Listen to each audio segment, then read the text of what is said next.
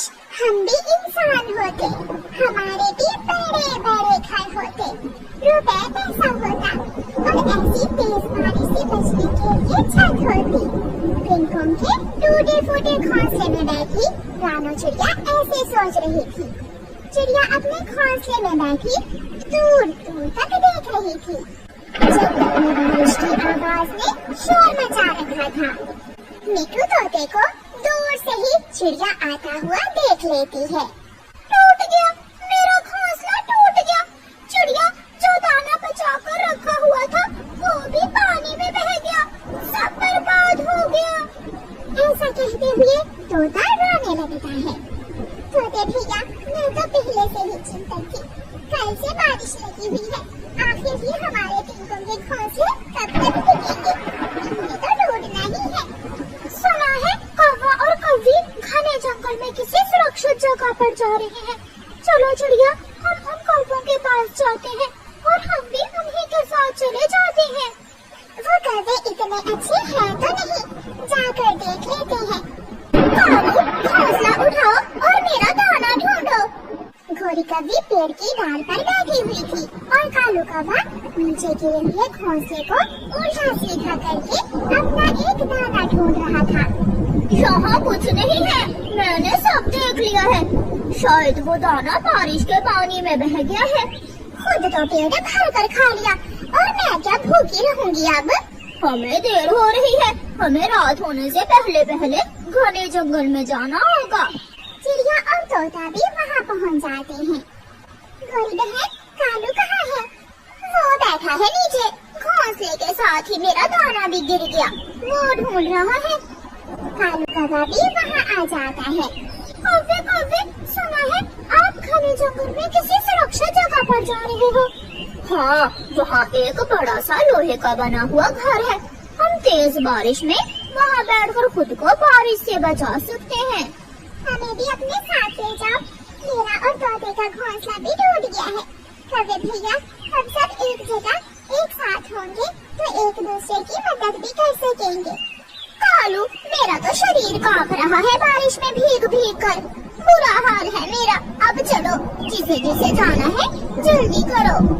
कालू कौवा घने जंगल में जाता है, बाकी सब भी कालू कौवे के पीछे पीछे थे। वहाँ एक रेलगाड़ी का पुराना डिब्बा था, जिस पर घास ऐसे उगा हुआ था जैसे जमीन पर उगता है। दिखने में ऐसा लग रहा था जैसे ये कोई लोहे का डिब्बा नहीं, बल्कि कोई पेड़ हो। ये चीज है जिसकी मैंने पिछले दिनों खोज की थी। इसके अंदर आकर देखो, अंदर से ये बिल्कुल साफ सुथरी है। हम सब यहाँ रह सकते हैं।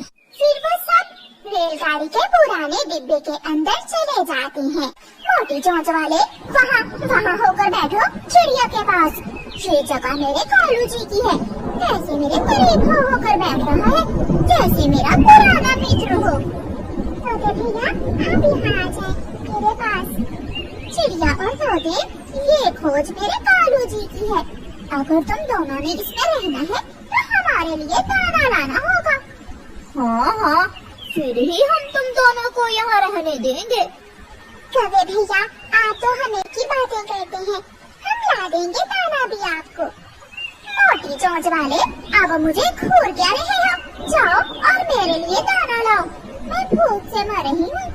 फिर चिड़िया बेचारी तेज बारिश में कौवों के लिए दाना लेने जाती है। जंगल में पानी होने के कारण जमीन पर कहीं भी दाना नहीं मिल रहा था। एक कबूतर बारिश का मारा हुआ उड़ता उड़ता रेल के उस पुराने डिब्बे के पास आ जाता है। कोई है यहाँ? यहाँ कोई है?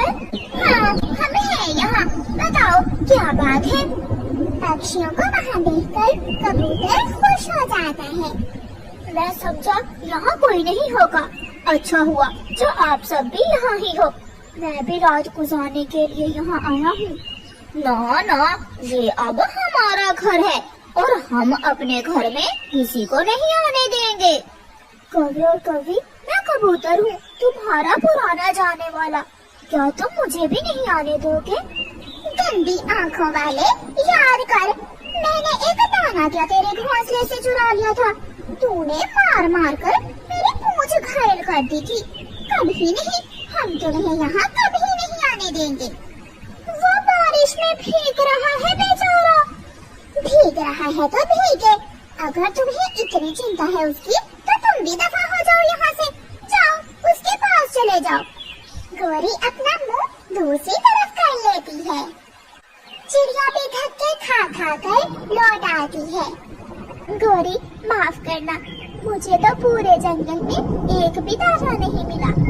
मुझे पहले ही पता था जो मिला होगा वो तुमने खा लिया होगा। गौरी सच, मैं भी भूखी हूँ। मैं इतनी लालची नहीं हूँ कि मेरे दोस्त भूखे हैं और मैं अपना पेट भर लूँ। तोता बैठे बैठे कबूतर की तरफ इशारा करता है। क्या क्या कह रहे हो तोते? वो कबूतर बाहर बैठा है, गौरी और कालू उसे अंदर नहीं आने दे रहे। चिड़िया, मेरा घोंसला भी टूट गया था। कवि और कवि वो रात बारिश में कैसे गुजारेगा? उसे अंदर आने दे। मेरी पूंछ वाली बात याद है ना? तो तुम भी तो उसके घोंसले से चोरी करने गई थी ना? पिछली पुरानी बातों को छोड़ो। गौरी, कबूतर को अंदर आने दो। मैं अपने किए की माफी मांगता हूँ। गौरी प्लीज मुझे अंदर आ लेने दो, मैं बुरी तरह भीग चुका हूँ। गौरी तो इसे यहाँ नहीं आने देगी, मरता है तो मरे।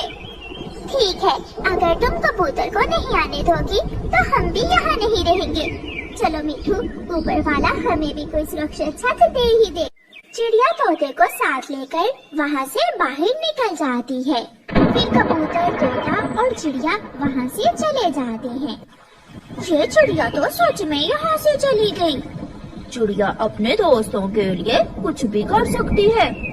क्या था अगर तुम उस कबूतर को एक कोने में बैठ लेने देती? कालू, मैं भूख से मर जाऊंगी। तुम्हें तो पता है भूखे पेट मुझे बहुत गुस्सा आता है। नदी के उस पार बड़े बड़े पेड़ों में चिड़िया को कोई बड़ी सी चीज नजर आती है। वहाँ नीचे कुछ है, हमें वहाँ जाकर देखना होगा। वो सब दोस्त वहाँ आते हैं। वाह, ये तो बहुत बड़ी चीज है, ट्रेन के उस बड़े डिब्बे से भी बड़ी।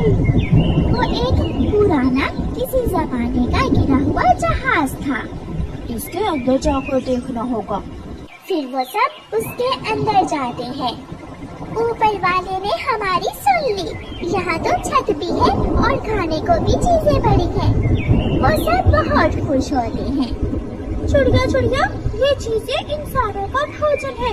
हवाई जहाज के सफर में इंसान ये चीजें खाते हैं।